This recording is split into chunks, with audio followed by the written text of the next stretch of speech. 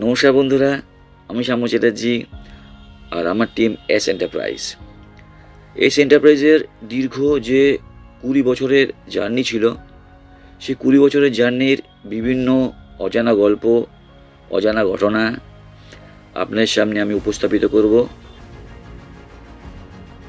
S এন্টারপ্রাইজের শুরু কখন? এস এন্টারপ্রাইজের শুরু হয়েছিল 2006-এর শেষের দিকে। 5টি ছেলে,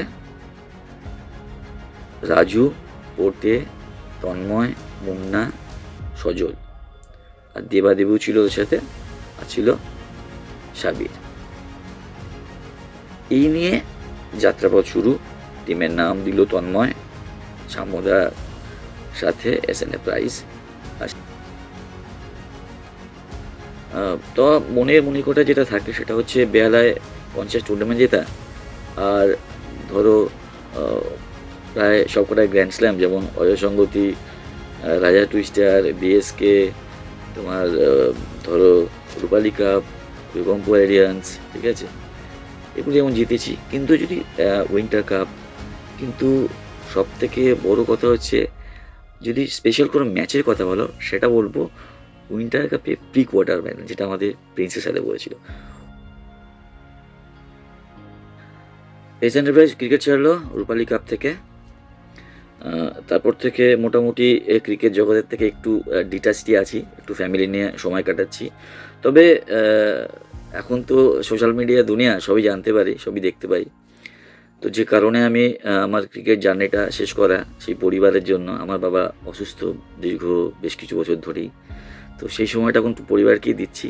আমার মেয়েও বড় হচ্ছে। তবে খেলার টাচে আছি, মানে ইউটিউবে যা দেখতে পাই বা ফেসবুকে দৌলতে যা দেখতে পাই। শ্যামদা নতুন যারা টিম ওনার্স আছে তাদের যদি কিছু অ্যাডভাইস দেন বা টিপস দেন। এখন যারা নতুন টিম ওনার তারা সবাই প্রফেশনাল, সবাই জানে তারা ক্রিকেট খেলছে। তবে আমার সবথেকে যেটা আমি যেটা ফলো করেছি, টিমের ঊর্ধ্বে কিছু হয় না, টিমের নামের ঊর্ধ্বে কিছু হয় না। আমি ওই জন্য যখনই ক্রিকেট খেলি, এখন শেষের দিকে হয়তো আমাকে কারোর সঙ্গে জয়েন্টও খেলতে হতো, কিন্তু কোনোদিন আমার টিমের নামটা না আমি পেছনে রাখিনি।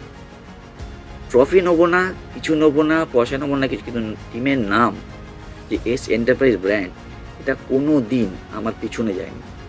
তাই বলবো টিমের জন্য খেলো, ট্রফির জন্য না। টিমকেই লোকে মনে রাখবে, ট্রফি লোকে ভুলে যাবে। নমস্কার।